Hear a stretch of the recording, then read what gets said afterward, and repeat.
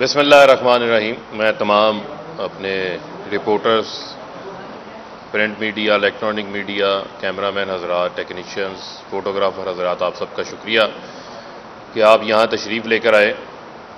جیسا کہ آپ کے علم میں ہے کہ ایک جو جعلی قسم کی اپوزیشن ہے، اس کے رستو حالیہ دنوں میں ایک تنقید کر رہے تھے کہ پیٹرولیم مصنوعات میں اضافہ عالمی سطح پر پیٹرولیم مصنوعات کی اضافے کی وجہ سے نہیں ہوا، بلکہ جو ہے وہ حکومت نے کوئی پیٹرولیم لیوی بڑھا دی ہے اور حکومت نے کچھ سیل ٹیکس کے اندر اضافہ کر دیا ہے، جس کا بوجھ جو ہے وہ پاکستان کی عوام کے اوپر ڈال دیا ہے۔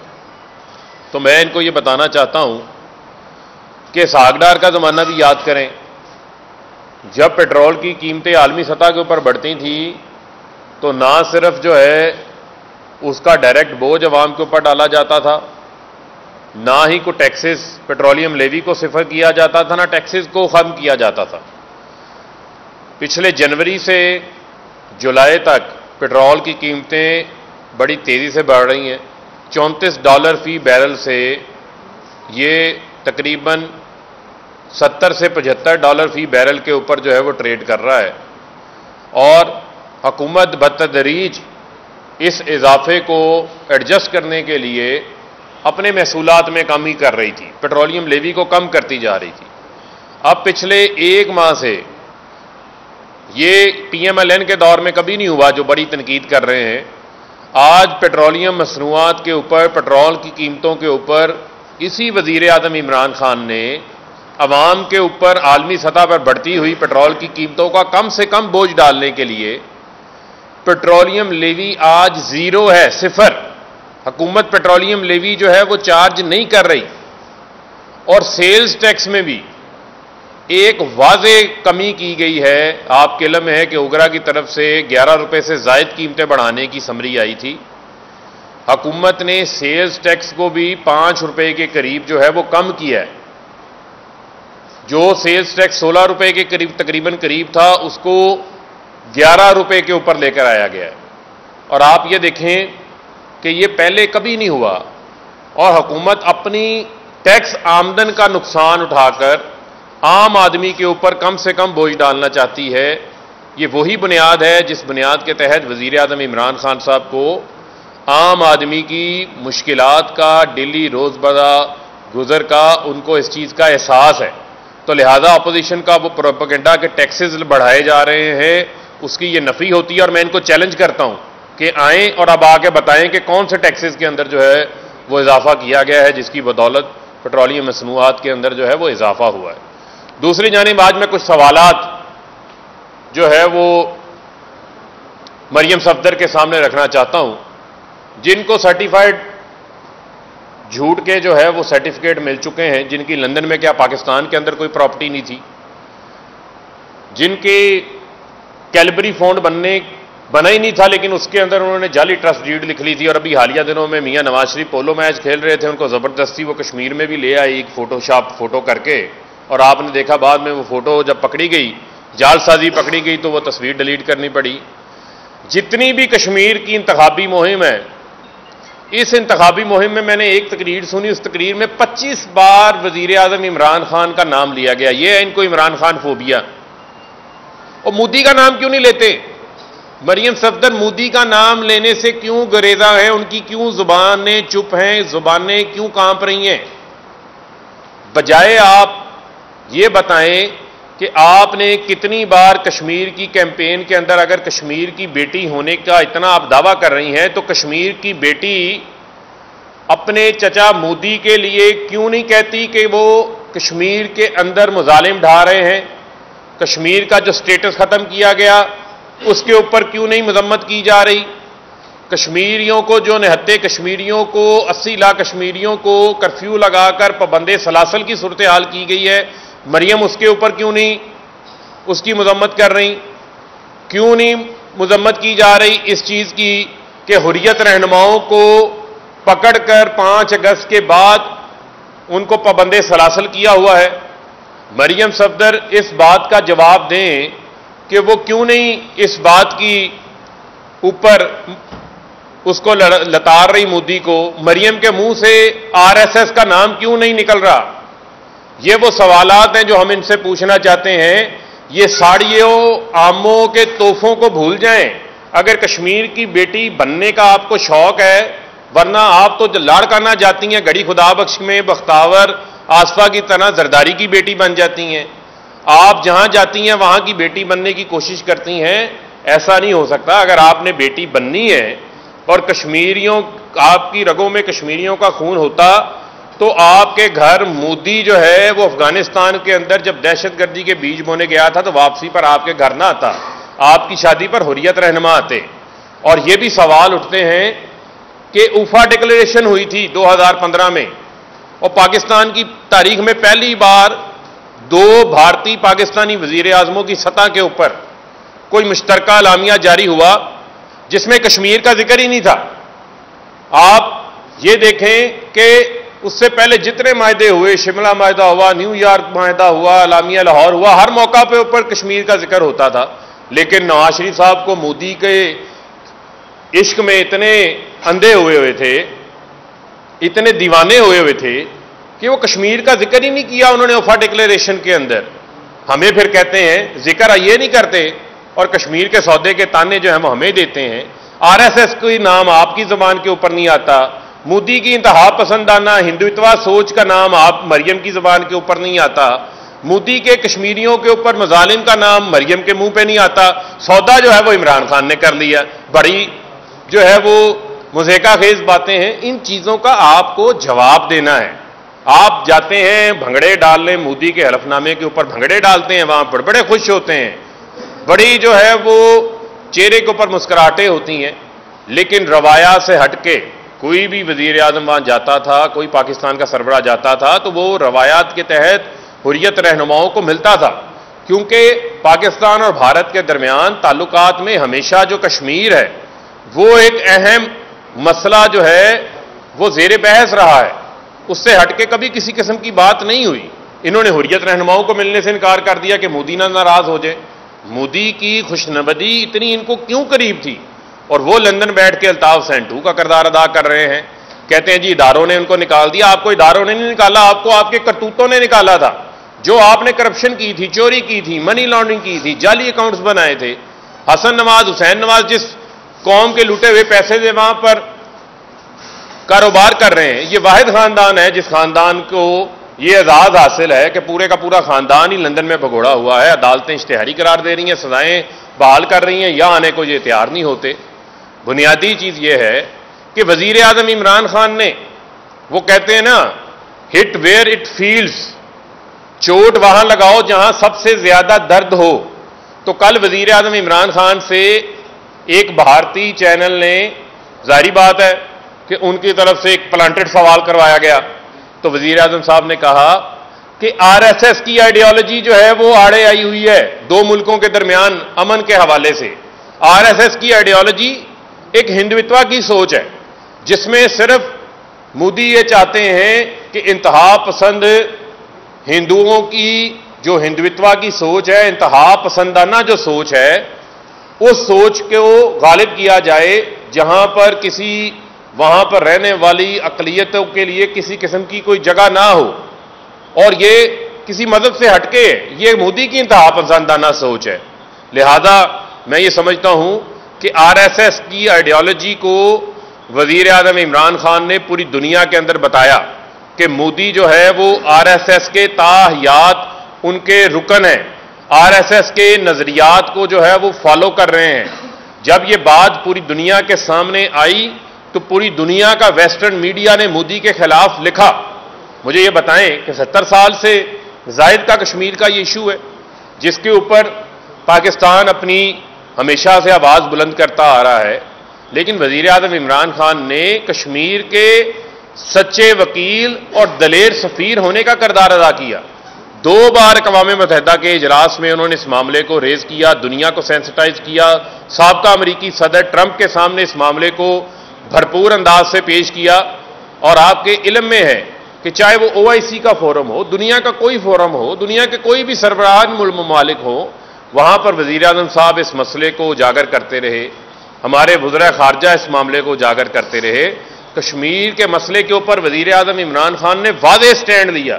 قومی اسمبلی میں بھی انہوں نے بات کی کہ جب تک بھارت 5 اگست کے اقدامات سے پیچھے نہیں ہٹتا اس وقت تک جو ہے ہم کشمیر بھارت کے ساتھ کسی قسم کی کوئی بات چیت نہیں کریں گے. اس سے واضح سٹینڈ کیا ہو سکتا ہے؟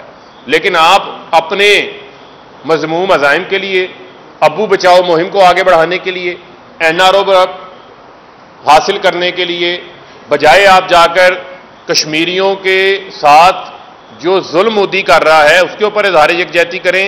آپ کو صرف ایک نام یاد آتا ہے، وہ ہے عمران خان کا، جو اس قوم کا فخر ہے، جو آپ کی کیے گئے اس قوم کے اتصال کے خلاف کام کر رہا ہے. اس ملک کو ٹھیک کرنے کی کوشش کر رہا ہے، اس ملک کے اداروں کو ٹھیک کرنے کی کوشش کر رہا ہے، اس ملک کی اکانومی کو ٹھیک کرنے کی کوشش کر رہا ہے. آپ جو ہے اس کے اوپر الزامات لگانا شروع کر دیتے ہیں. تو لہذا جس قسم کا رویہ انہوں نے وہاں اختیار کیا، جس قسم کی یہ گلوکریسی کے اوپر اتر آئے ہیں، اس سے واضح نظر آتا ہے کہ ان کو اپنی شکست نظر آ رہی ہے. کیونکہ پچھلے 5 سالہ دور حکومت میں انہوں نے کشمیریوں کے لیے کچھ بھی نہیں کیا. وہاں کچھ نہ کرنے کے اوپر جو ہے انہوں نے آج کشمیر کی عوام 25 جولائی کو انتخابات کے اندر اپنے سچے سفیر، سچے وکیل عمران خان کی پارٹی کو ووٹ دیں گے اور وہاں پر انشاءاللہ عمران خان کی جو ہے وہ حکومت بنے گی. جی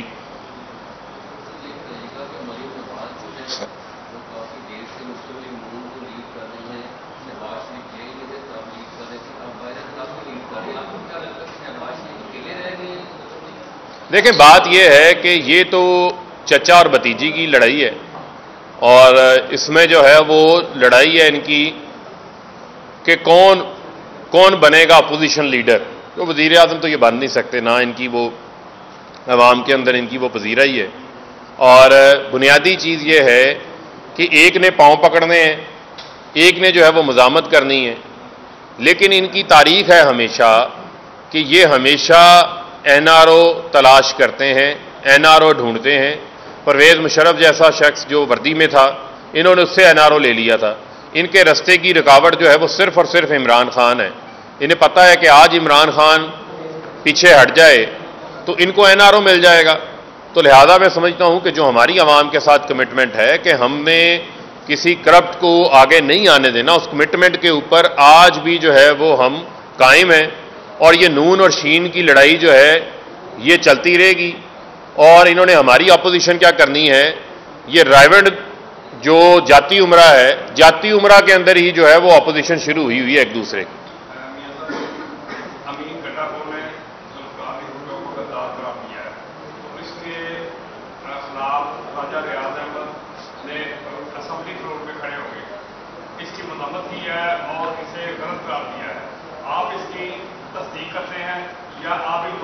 دیکھیں، بات یہ ہے کہ ہر شخص کا اپنا اظہار رائے کا ایک طریقہ کار ہے، اظہار رائے کا خیال ہے. اور جس کانٹیکسٹ کے اندر وہ بات کر رہے تھے، وہ جب پاکستان 2 لخت ہوا اس حوالے سے بات کر رہے تھے. اس وقت کے جو زمینی حقائق تھے اس کے اوپر لوگوں کی جو ہے وہ آراء تقسیم ہے. کچھ لوگ یہ کہتے ہیں کہ اس وقت کیونکہ یہ تاریخ کا حصہ ہے کہ ہمیں جو ہے وہ پاکستان کو یونٹ رکھنے کے لیے جس کو جو مینڈیٹ ملا تھا وہ مان لینا چاہیے تھا، اپنی ضد نہیں لگانی چاہیے تھی.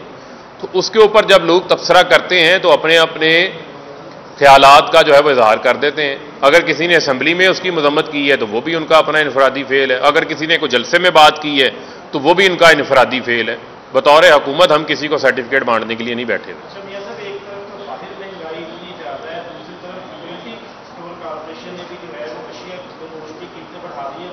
دیکھیں، میں آ رہا ہوں جی، میں نے آپ کا سوال سمجھ لیا. دیکھیں، بنیادی طور کے اوپر کیا معاملہ ہے. بنیادی طور کے اوپر کل ECC کے اندر کامیاب پاکستان، جس میں 40 سے 60 لاکھ خاندانوں کو ہم غربت کی لکیر سے نکالنے لگے ہیں. اگلے سالوں کے لیے 1600 ارب روپے سے زائد کے پیکج کی جو ہے وہ تیاری ہے اور ECC نے اس کی منظوری دی ہے. اور آپ یہ دیکھیں کہ اس پیکج کے اندر 5 لاکھ روپیہ جو پاکستان کا وہ پسا ہوا طبقہ جو احساس پروگرام کے غربت سروے کا ڈیٹا ہمارے پاس موجود ہے، 5 لاکھ روپیہ بلا سود ان کو کاروبار کے لیے قرض دیا جائے گا. اپنی چھت بنانے کے لیے کم لاگت والے گھر کے لیے 20 لاکھ روپے تک بلا سود قرض فراہم کیا جائے گا.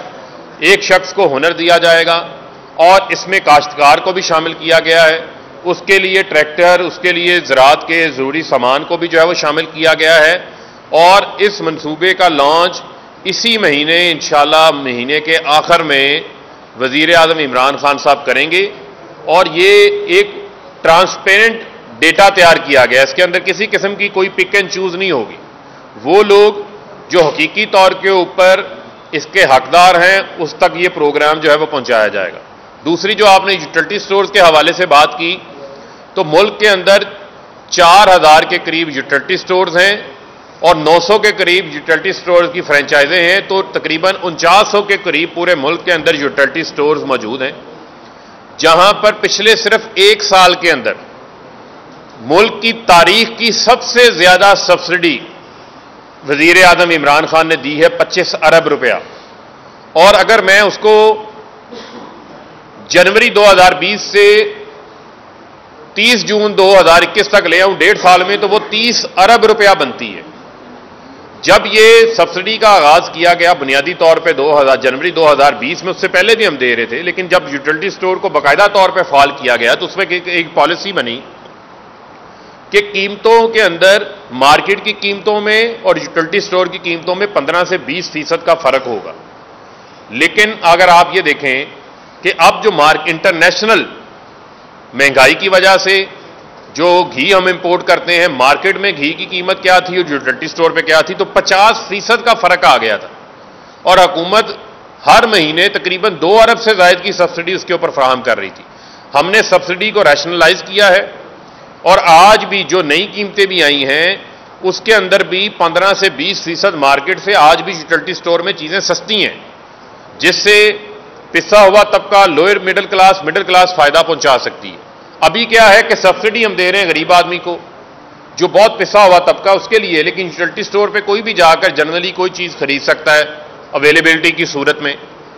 تو ہم ٹارگیٹڈ سبسڈی کا کنسپٹ لے کر آ رہے ہیں. پاکستان کی تاریخ میں کبھی یوٹیلٹی سٹورز کو کسی نے کمپیوٹرائز نہیں کیا، کیونکہ مافیاز بیٹھے ہوئے تھے. کمپیوٹرائز کرتے ہیں تو چوری رک جائے گی، کمپیوٹرائز کرتے ہیں تو سبسڈی ڈائریکٹ حقدار کو ملے گی. ہم ٹارگیٹڈ سبسڈی کے لیے ایک پورا پروگرام لے کر آ رہے ہیں.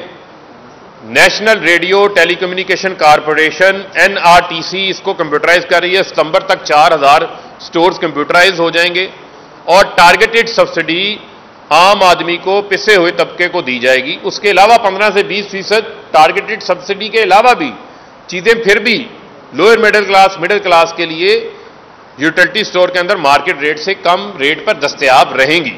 اس کے لیے بھی حکومت جو ہے وہ اقدامات کرے گی. لیکن پہلی بار ٹارگیٹڈ سبسڈی کے ذریعے ہم غریب آدمی کو، چاہے وہ ایک کارڈ کی شکل میں ہو، ان کو فراہم کیا جائے گا جس کے جا کے وہ یوٹیلٹی سٹور کے اوپر اپنی اشیاء مارکیٹ سے کم ریٹ کے اوپر جو ہے وہ خرید سکیں گے. جہاں تک رہ گئی بات مارکیٹ کے حوالے سے، کل پاکستان بیورو اسٹیٹسٹکس کا ڈیٹا آیا ہے. 7 سے 8 اشیاء جس کے اندر چکن ہے، دالیں ہیں، ان کے اندر جو ہے وہ کمی آئی ہے. اور میں سمجھتا ہوں کہ حکومت کی کوشش ہے کہ اس کے اوپر ہم قابو پائیں. اور بنیادی طور کے اوپر جو حکومت کی ترجیحات ہیں وزیر اعظم عمران خان صاحب کی، وہ یہی ہیں کہ اب ہم نے کسی نہ کسی طریقے سے فوڈ سیکیورٹی کے اوپر کام کرنا ہے. وہ چیزیں جو ہم دالیں باہر سے 70% امپورٹ کرتے ہیں، تیل باہر سے امپورٹ کرتے ہیں، اس کو یہاں پر پاکستان کے اندر اس کی پیداوار کو بڑھایا جائے. اور اس کے اوپر پورا فوکس وزیر اعظم صاحب نے جو وزارت نیشنل فوڈ سیکیورٹی ہے اس کی ذمہ داری لگائی ہے اور اس پروگرام کو لانچ بھی کیا ہے. اسی کے تحت آپ کے علم میں ہے کہ بجٹ میں زیتون کے درختوں کے لیے بھی ایلوکیشن کی گئی ہے. اور بلوچستان ہو، چاہے وہ ہمارا یہ محمد کا علاقہ ہو، یہ پوٹھوہار کی بیلٹ ہو، یہاں پر بڑا موضوع ہے زیتون کے درختوں کے حوالے سے، اس کے اوپر بھی کام ہو رہا ہے.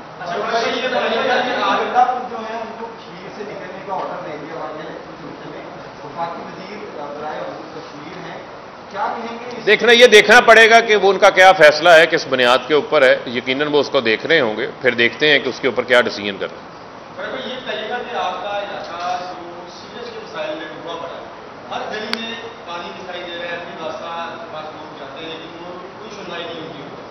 دیکھیں آپ نے جو بات کی اس میں جو ہے وہ پارشلی اس کو میں درست سمجھتا ہوں، لوگوں کے مسائل ہیں۔ 4 ارب روپیہ ہم نے فیصل آباد پیکج کے اندر سیوریج کے لیے رکھا ہے، اور ابھی تک تقریباً وہاں پر ہم 30 سے 35 کروڑ روپے کا سیوریج کا کام کروا چکے ہیں۔ بڑی بڑی مین لائنز ہیں، کوئی 36 ڈائی کی ہے، کوئی 40 ڈائی کی ہے، جو 40 سال پرانی ہے۔ اس میں ہم واسا کے جو ہمارے ڈسپوزل سٹیشنز ہیں ان کو ہم اپ گریڈ کر رہے ہیں، کیونکہ آبادی میں اضافہ ہوتا جا رہا ہے کہ ان کی استطاعت کار کم ہے، اس سے استطاعت کو بڑھا رہے ہیں۔ نئی واسا کے لیے جو نئی جیٹر اور سکر مشینز ان کو خرید کے دے رہے ہیں، جو بھی آئندہ 2-3 ماہ کے اندر ان کے پاس آ جائے گی۔ اس کے علاوہ جو ہمارے جو نالوں کی صفائی ہے وہ برسات سے پہلے بھی ہم نے کروائی ہے، وہ مزید بھی جاری ہے، اور کیونکہ برسات کا موسم ہے، جب برسات آتی ہے تو پانی کا جس طرح ایک دن کے اندر فیصل آباد کے اندر 27 ملی لیٹر جو ہے وہ بارش ہوئی، تو اس کو کس طریقے سے نمٹنا ہے، اس کے جو اثرات ہیں اس کو کس طرح سارٹ آؤٹ کرنا ہے، اس کے اوپر بھی ہم کام کر رہے ہیں۔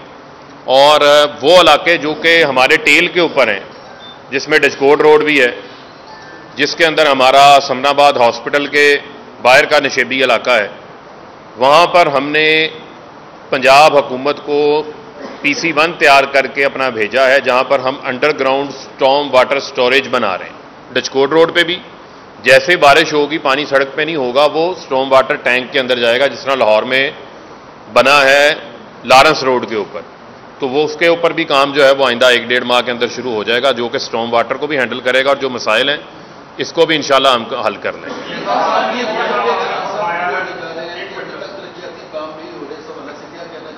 دیکھیں، تمام جنگ روڈ کے اوپر کام شروع ہو گیا، اور فیصل آباد کے لیے تاریخی پیکج ہے، جو ہمارے ٹینڈرز ہیں وہ ٹینڈرز اوپن ہو گئے۔ پنجاب کی تاریخ میں کبھی ایسا نہیں ہوا کہ 97% آپ کا ADB اینول ڈیولپمنٹ بجٹ جو ہے وہ خرچ ہوا ہو۔ شہباز شریف کے دور میں بھی 75 سے 80% کے درمیان یہ خرچ ہوتا تھا، اور 1 جولائی کو ہمیشہ فنڈ جا کے کوئی مڈ آف دا اگست یا اینڈ آف دا اگست جاری ہوتے تھے۔ آن گوئنگ جتنی اسکیمیں ہیں ان اسکیموں کے پنجاب حکومت نے 1 جولائی کو جتنی ایلوکیشنیں تھیں وہ ریلیز کر دی ہیں۔ 560 ارب سے زائد کا پنجاب کا اینول ڈیولپمنٹ پروگرام ہے، ترقیاتی پروگرام ہے اس سال کا، اور جو نئی اسکیمز آئی ہیں ان کے اوپر بھی PC-1 مکمل کر کے اگست تک جو ہے وہ فنڈز ریلیز کر دیے جائیں گے۔ چونکہ ہمارا فیصل آباد پیکج تقریباً جو ہے وہ اب آن گوئنگ بن گیا تھا، کیونکہ پچھلے سال اس کو ADB کا حصہ بنا لیا گیا تھا۔ اس کے ہمارے بہت سارے جو بڑے منصوبے ہیں ان کے ٹینڈرز جو ہیں وہ ہو چکے ہیں، جس میں شہر کی جو مین شاہراہیں ہیں، جس میں ہماری سرگودا روڈ شامل ہے، جڑاں والا روڈ شامل ہے، سمندری روڈ شامل ہے، ستیانہ روڈ شامل ہے۔ جہانگ روڈ کے اوپر جو ہے وہ کام شروع ہو گیا، 17 کروڑ روپے کا وہ منصوبہ ہے جس کے اوپر وہاں پہ کام ہو رہا ہے۔ یہ اس کے علاوہ جو ہماری رورل روڈز ہیں، جس میں بڑی تعداد کے اندر جو ہے وہ فنڈز رکھے گئے ہیں، اس کے اوپر بھی جلد کام شروع ہو جائے گا، اور یہ جو سڑکوں والا معاملہ ہے یہ آپ کو حل ہوتا نظر آئے گا۔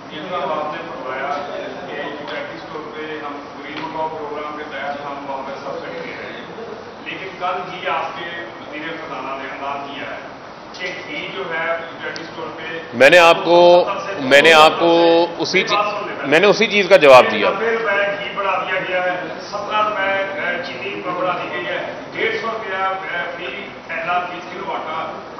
اچھا، اس میں آپ کی نظر سے خبر گزری ہے یا نہیں گزری؟ کل ہمارا جو وزارت انڈسٹری اینڈ پروڈکشن ہے، انہوں نے بھی ایک نوٹیفیکیشن جاری کیا ہے، جس میں انہوں نے جو چینی کی قیمت ہے اس کو 88 روپے 24 پیسے جو ہے وہ مقرر کیا ہے، تمام کیلکولیشنز کے ساتھ۔ اس کا نوٹیفیکیشن بھی جاری ہوا ہے، کیونکہ یوٹیلٹی سٹور کے حوالے سے میں نے تفصیلاً یہ آپ کو بات بتائی تھی کہ جو گھی کا ریٹ تھا یہ جنوری 2020 کے اندر 170 روپے مقرر کیا گیا تھا، اس وقت کے مارکیٹ ریٹ کی سے 15 سے 20 روپے کم، لیکن اس کے بعد عالمی سطح کے اوپر، یہ میں نہیں کہہ رہا، اقوام متحدہ کی فوڈ اینڈ ایگریکلچر آرگنائزیشن کی رپورٹ ہے، جو گھی ہم انڈونیشیا ملیشیا سے امپورٹ کرتے ہیں اس کی قیمتوں میں 124% اضافہ ہوا ہے، اور اس اضافے کے باعث یہاں مارکیٹ میں بھی گھی کی قیمتیں جو ہیں وہ بڑھ گئیں، تو اب جو ہے وہ فرق 50% سے زائد کا تھا۔ تو اس کو واپس ریشنلائز کر کے 15 سے 20% کیا گیا ہے, 260 روپے ریٹ مقرر کیا گیا. مارکیٹ میں آج بھی جو ہے وہ 300-320 روپے کے درمیان جو ہے اس کا ریٹ موجود ہے. تو لہذا اب بھی جو ہے مارکیٹ سے وہ 50 سے 60 روپے کلو یوٹیلٹی سٹور کے اوپر گھی جو ہے وہ سستا ہے. بہت شکریہ. دیکھیں بات یہ ہے کہ شہباز شریف صاحب جو ہیں وہ سائلنٹ موڈ کے اوپر ہیں, کیونکہ شین کے اوپر جو ہے وہ میم حاوی ہوئی